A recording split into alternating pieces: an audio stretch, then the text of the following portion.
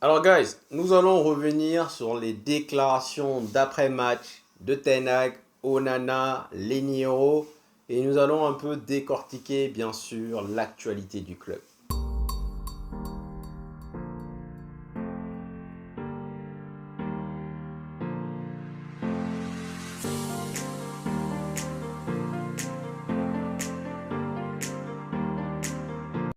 Alors guys, visiblement, Ten Hag a plutôt apprécié la performance d'hier. Il a d'ailleurs souligné l'écart qu'il y avait entre la prestation du match de lundi dernier et celle d'hier. Tout ça pour vous dire que c'est bon signe. Tout ça pour vous dire que nous sommes alors sur la même longueur d'onde. Il y en a qui disent qu'on passe notre temps à critiquer, à critiquer, à critiquer. Mais guys, vous devez comprendre une chose très importante. Avant de venir faire des analyses, nous sommes avant tout des supporters de Manchester United. Conclusion, je préférais tous les jours venir vous dire c'était un bon match, j'ai pris du plaisir, je me suis régalé, plutôt que de venir vous dire encore une purge. Je préfère largement venir sourire aux lèvres plutôt que d'être frustré, on est d'accord. Donc le fait que Ten Hag souligne l'écart qu'il y a entre ces deux matchs, je me dis c'est positif. En plus, il nous dit c'est loin d'être satisfaisant. Parfait, tant mieux, tant mieux. Cela signifie nous on en redemande. On en veut encore. Guys, nous on a connu la belle époque. On a connu l'épopée de Ferguson où Manchester United roulait sur l'or. Et aujourd'hui, le fait de voir un match pourri, c'est au-delà du résultat. Au-delà du résultat, c'est-à-dire que tu peux venir jouer un match et perdre, il n'y a pas de problème, mais en ayant tapé le poteau par-ci par-là, en ayant fait souffrir le gardien. Mais si derrière c'est pour rendre la tâche facile à l'adversaire, j'ai envie de dire non. Donc quand un acte te dit que c'est loin d'être satisfaisant, on dit ok, on en redemande, on en redemande. Il a également souligné le calme et la confiance de Leniero. C'est pas faux, guys. Sincèrement, il faut quand même souligner que c'était un joueur qui n'était pas là à Manchester United il y a à peu près 96 heures. Il est arrivé, il rentre dans le bain comme s'il était déjà un ancien joueur de Manchester United. Il a souligné que Rio Ferdinand l'avait aidé à choisir le club. Sa star, son icône, c'est Varane. Et qu'aujourd'hui, le club, ses coéquipiers l'ont beaucoup aidé à s'intégrer. Donc aujourd'hui, il va montrer de quoi il est capable. Franchement, pour revenir sur la performance de Leniero, il a fait quand même preuve d'un sang-froid, d'un calme absolu. T'as l'impression que derrière, voilà quoi. Il a 18 ans, mais t'as pas l'impression qu'il a 18 ans. Il a 18 ans, mais en fait, sincèrement, si ce n'est pas qu'on me dit qu'il a 18 ans, jamais je vais vous dire qu'il a 18 ans, parce qu'il n'a pas paniqué, il n'a pas... j'ai senti parfois Maguire ou Lindelof beaucoup plus nerveux, alors qu'ils sont beaucoup plus âgés, beaucoup plus expérimentés. Lui, il a fait preuve de sang-froid. Et Onana également est revenu dessus en nous disant que franchement, c'est un bon joueur, nous allons le couver, nous allons le protéger et nous allons l'aider à mûrir. J'ai bien aimé les propos d'Onana. En nous disant également que l'année dernière, tout est arrivé, tout était mauvais, tout était pourri, et que cette année, on repart sur de nouvelles bases. Cette année, on repart pour une nouvelle reconstruction. On repart donc pour de nouveaux objectifs. Donc ça, j'ai bien aimé aussi l'interview de Onana, qui a souligné également le calme, le sang-froid de Leniero. Donc ça, c'est quand même quelque chose qu'il faut souligner. Donc, guys, là, nous allons apparemment décoller mercredi. Je vous avais dit le 27, mais bon, c'est vrai que ça allait être un peu bizarre. Donc, nous allons décoller mercredi pour les États-Unis. Je pense que Meino, Bruno Fernandes en tout cas, et Dalot seront du voyage. Je crois qu'ils vont être de retour mardi. J'ai aucune source, honnêtement. C'est juste ce que je pense. Donc, je pense qu'ils seront quand même du voyage. On va jouer 3 matchs. On va jouer Arsenal, on va jouer Liverpool et Betis. Non, on va jouer Arsenal, Betis et Liverpool. Donc, guys, franchement, j'ai envie de voir le match contre Arsenal et contre Liverpool. Comment on va réagir? J'ai plus envie de venir défendre. J'ai plus envie de venir dire on va mettre le bus et on va laisser jouer. Non. Franchement, je préférerais, j'allais dire peut-être prendre une déculottée et jouer. Non, peut-être pas prendre une déculottée, mais je préférerais perdre et jouer, leur montrer. Là, c'est un match de pré-saison. On n'a rien à perdre. Je préférerais donc perdre, mais en montrant ce que nous avons dans le ventre plutôt que de venir mettre le bus. Il est temps, je sais que ces équipes sont encore supérieures à nous, sont meilleures que nous, mais voilà, justement, il va falloir qu'on apprenne à se jauger. Il va falloir qu'on apprenne à se comparer.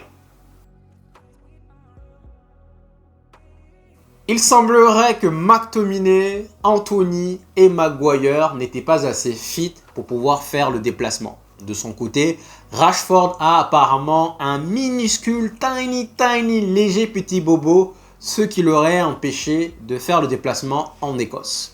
Alors moi j'ai envie de vous dire tant mieux parce que cela nous a permis de voir enfin Mason Mount en 10. Si McTominay était là, est-ce qu'on l'aurait vu en 10? Je ne pense pas. Également, cela nous a permis de voir Amad Diallo titulaire. Connaissant le favoritisme de Ten Hag, je vous garantis ce que vous voulez que si Rashford était apte et que si Rashford avait fait le déplacement, on n'aurait pas vu Amad Diallo titulaire. On allait probablement voir Rashford à gauche et Sancho à droite. Maintenant, il y a une petite problématique que j'ai envie de vous poser. À l'heure actuelle, nous avons 5 ailiers. Nous allons clairement jouer toutes les compétitions, d'accord? Mais dans le pire des cas, nous aurons besoin, disons, 4 ailiers selon moi. Donc, selon moi, bien que derrière, il faut prévoir les blessures, il y en a quand même un qui va devoir faire ses valises. Alors, guys, en y réfléchissant bien, je vous pose la question ouvertement. Selon vous, entre Jadon Sancho, Marcus Rashford, Garnacho, Amad Diallo et Anthony, lequel selon vous devrait faire ses valises? Je vous pose la question. J'ai longtemps réfléchi et j'ai envie de vous dire, selon moi, c'est peut-être méchant et beaucoup parmi vous ne vont pas comprendre, mais selon moi, ça serait probablement Rashford qui doit partir. Je sais, ça va polémiquer, je sais, vous allez dire, qu'est-ce que tu racontes? Selon moi, celui qui doit partir, c'est Rashford. Pourquoi? Parce que c'est lui qui a la plus belle value. Je pense que si on décide de vendre Rashford aujourd'hui, on peut retirer peut-être un 70, 75, voire même 80 millions. Ciao, bella. Et de l'autre côté, Anthony, guys, c'est un tocard. Je suis désolé, petite parenthèse, la dernière fois, quelqu'un, je vais taire le nom, m'a dit que selon lui, je respecte, je ne comprends pas, mais je respecte, selon lui, Anthony était le plus qualifié techniquement. Parmi tout ce que nous avons, il est meilleur que Rashford, meilleur que Jadon Sancho, meilleur qu'Amad Diallo, meilleur que Garnacho. Je respecte. Je ne comprends pas, je ne suis pas d'accord, mais je respecte. Le problème avec Anthony, c'est que personne n'en veut. Personne n'en veut. Même en prêt. Il est tellement que personne n'en veut, guys. C'est un Vous savez pertinemment ce que j'ai envie de vous dire. Donc, prenons le contexte. Si je dois faire un classement entre ces 5 joueurs, pour moi, mon numéro 1, c'est Amad Diallo. Je pense que Jadon Sancho est peut-être meilleur. Mais si je dois associer comportement, revenir descendre dans les efforts, comportement et qualité, pour moi, top 1 de la liste dans les 5, vous n'allez pas comprendre, mais c'est mon choix. Pour moi, top 1, c'est Amad Diallo. Il l'a encore montré hier. Il aurait pu avoir un but et 2 pas décisifs.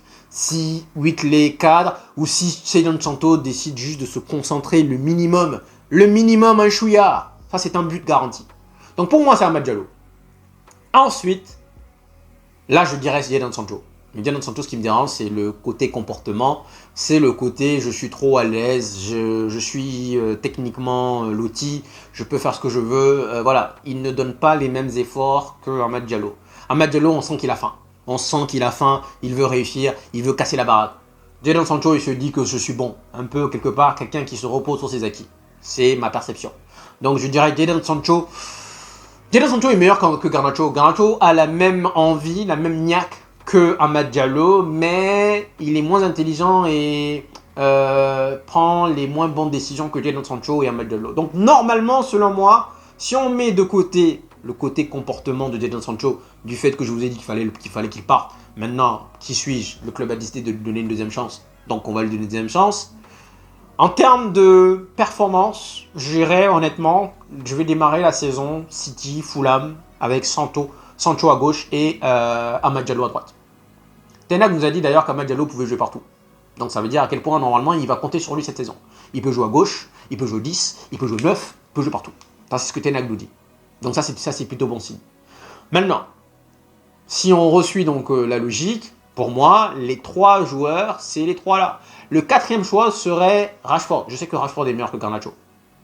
Mais j'en ai marre de la diva. J'en ai marre de la princesse. J'en ai marre de Rashford. Rashford ne fait pas les replis défensifs. Sancho également. Maintenant, je prends Sancho devant Garnacho parce que Sancho, pour moi, quand il va arriver devant le but, il va avoir la lucidité de lever la tête. Et moi, j'en ai marre des joueurs qui sont égoïstes, qui viennent, qui vont bam, bam, bam, bam, bam. Quelqu'un m'a dit en commentaire qu'il est d'accord pour Rashford, mais pas d'accord pour Garnacho. Il n'a pas tort. Garnacho lève la tête plus que Rashford, c'est vrai. Je suis d'accord avec vous. Garnacho lève la tête beaucoup plus que Rashford. Mais Garnacho aussi, parfois, on va dire sur 10 occasions, il aura la tête dans le guidon au moins, allez, 6,5, 7 fois. Il va lever la tête 3 fois. Au moins, il le fait. Rashford, il a la tête dans le guidon 9 sur 10. Sancho a la tête dans le guidon, je vous dirais 2 ou 3 sur 10. Amad Diallo, 2 ou 3 sur 10. Anthony, 10 sur 10. Tout le temps, tout le temps. Boum, boum. Donc, normalement, selon moi, celui qui devrait partir, c'est Anthony. Selon moi.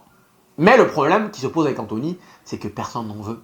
Personne n'en veut. Nobody. Nobody, vous allez venir vous dire, oyez, oyez, oyez, venez, approchez, approchez, approchez. On vous le donne cadeau. Personne n'en veut. C'est un Donc, guys, dites-moi en commentaire, selon vous, et donnez-moi aussi, s'il vous plaît, vos explications, vos raisons, selon vous, qui devrait faire ces valises? Pour en revenir sur l'actualité du club, la rumeur Dani Olmo prend de plus en plus de l'ampleur. Mais rappelons rapidement que les rumeurs du dimanche, généralement, c'est de la tout simplement. Donc aujourd'hui, nous avons Mason Mount, nous avons Bruno Fernandes, à moins qu'un club saoudien vienne déposer sur la table un salaire exorbitant pour Bruno Fernandes et un prix faramineux pour Bruno Fernandes. Je ne pense pas que celui-ci va partir. Je pense qu'il va rester. Donc là, la prestation de Mason Mount me réconforte dans l'idée qu'il va rester. Apparemment, des clubs se sont intéressés, mais Manchester United a tout de suite fermé la porte. Donc, Mason Mount va rester. Bruno Fernandes devrait rester également. Ça fait 2-10. Je ne vois vraiment, mais vraiment pourquoi est-ce que nous allons aller chercher Dani Olmo. Je sais que certains, vous l'aimez bien. Mais, guys, selon moi, peut-être que je me trompe, mais selon moi, cela n'a pas de sens. Nous avons déjà Mason Mount, nous avons déjà Bruno Fernandes. Pourquoi nous allons aller encore chercher Dani Olmo? Pour moi, cette rumeur, elle n'est pas valable. Également, la rumeur Zubimendi, guys. Elle aussi, elle prend de l'ampleur. Franchement, celle-ci, de son côté, elle plaît bien. J'espère que ça va se réaliser. Mais encore une fois, c'est une rumeur du dimanche. Et donc, il ne faut pas vraiment faire une fixation dessus. Parce que malheureusement, ce qui sort le dimanche, ce sont les journalistes pourris. C'est ceux qui n'ont rien à faire, rien à écrire, qui te racontent des choses. Hier, on nous apprenait que PSG et Manchester United étaient sur le point de trouver un accord pour Ugarte. Aujourd'hui, apparemment, Manchester United se rapprocherait de plus en plus de Zubimendi. Si tel est le cas, je sais que, guys, j'ai vu vos commentaires et généralement, j'ai envie de vous dire que c'est 50-50 ou peut-être un peu plus 55-45. Il y en a qui me disent que je n'ai pas à comparer Ugarte à McTominay parce qu'il est beaucoup plus fort que lui. Je me dis probablement que vous avez raison, guys. Je ne le connais pas. Donc, si jamais je vous ai offensé, mea culpa. Donc, je suppose qu'Ugarte est beaucoup plus fort que McTominay. On va décoller mercredi. Franchement, guys, j'espère que le club va être ruthless. C'est-à-dire qu'ils vont faire comprendre au moins à 2 joueurs qui ne font pas partie du plan de Manchester United. Quand je parle de 2 joueurs, j'inclus McTominay, Lindelof, Maguire, Bissaka. Il y en a un 5e, je crois bien. En tout cas, parmi ces joueurs-là, j'espère qu'ils ne feront pas le déplacement. J'espère que Ashworth va s'asseoir avec eux et va leur dire, bah écoute, sincèrement, on t'aime bien, tu es gentil, tu es mignon, mais malheureusement pour toi, tu n'as pas ta place dans le voyage. Donc, conclusion, nous allons aller aux États-Unis, nous allons aller préparer notre pré-saison, mais toi, pendant ce temps, nous t'invitons tranquillement, gentiment, à aller te chercher un club. Il va falloir être ruthless. Parce que si ces gars-là rentrent dans l'avion, cela signifie qu'on sera dans l'incapacité de s'en débarrasser pas avant mi-août. C'est-à-dire que là, on est avec eux pendant au moins 1 mois. Que ce soit Bissaka, Lindelof, Maguire, McTominay. Il va falloir être ruthless. Ou Casemiro, c'est lui 5e. Mais Casemiro, je pense qu'il va faire partie du voyage. Est-ce que Casemiro va partir? Je ne sais pas. En tout cas, il a à cœur de se racheter. Franchement, en même temps, 300 000 livres. Est-ce qu'il va les avoir en Arabie Saoudite? Ça, c'est une autre question. Honnêtement, j'ai envie au moins parmi ces 5 que le club s'asseye avec au moins 2 de ses joueurs et leur dit, écoute, prends tes clics et tes claques. Nous allons aux États-Unis. Avant que l'on revienne, toi et ton agent, vous vous débrouillez, vous trouvez un nouveau club. Magnifique. Sincèrement, il n'y a pas d'état d'âme, pas de sentiment. Masterclass, ruthless. Et donc, guys, tout à l'heure, je vous ai dit que s'il fallait en virer un parmi les 5 ailiers que nous avons, ça serait Rashford. Ensuite, honnêtement, j'ai eu le temps de cogiter et je vais peut-être revenir sur mes propos. Dans le sens où ça va dépendre de qui va jouer en pointe. Si c'est Højlund, pour moi, la combinaison Højlund et Rashford, ce n'est pas homogène. Mais si c'est Zerzi, pourquoi pas? Parce que Zerzi, je vois en lui une espèce de Firmino, guys. Une espèce de Firmino capable donc de descendre dans le cœur du jeu et faire briller, mettre en valeur ses ailiers. Un peu comme à l'époque dont Firmino le faisait avec Salah et Mané. Donc, si c'est Zerzi qui va jouer, qui va partir titulaire pour Manchester United cette saison, Rashford va briller. Je pense que si c'est Zerzi, j'opterais plus pour un Rashford et un Garnacho. Parce que là, dans ce cas, les deux joueurs auront vraiment beaucoup plus d'espace. Et dans le cas où c'est Højlund, je partirai avec Sancho et Amad Diallo. Histoire de ne pas être égoïste et de mettre en valeur l'attaquant. Et Zerzi fera l'inverse. En fait, c'est ça la réalité. Donc si c'est Højlund de titulaire, on aura besoin des joueurs vraiment qui sont lucides, comme Sancho et Amad Diallo. Et dans le cas où c'est Zerzi, ça sera plutôt Rashford et Garnacho. Anthony, c'est le plus naze. Il est nul partout. C'est juste que malheureusement, il n'y a personne qui est dessus. Personne ne le voudra. Donc du coup, lui, on est obligé de se coltiner. Si jamais Ineos arrivait à nous en débarrasser, guys, même si c'est pour un prêt, hein, ciao, va voir, va faire tes petits spin à l'heure. Vas-y, allez, dégage. Franchement, désolé, mais ruthless. Donc, guys, je pense que j'ai fait le tour. Aujourd'hui, c'est dimanche. Demain, lundi, on va voir ce qu'on aura. Donc, on part mercredi. On aura 3-4 jours pour préparer le match contre Arsenal. Ten Hag a insisté sur le fait que nous allons avoir une bonne semaine. Une espèce de mélange entre repos et entraînement. On attend de voir. Il est loin d'être satisfait. Nous aussi. On en redemande. Guys, vous connaissez la musique.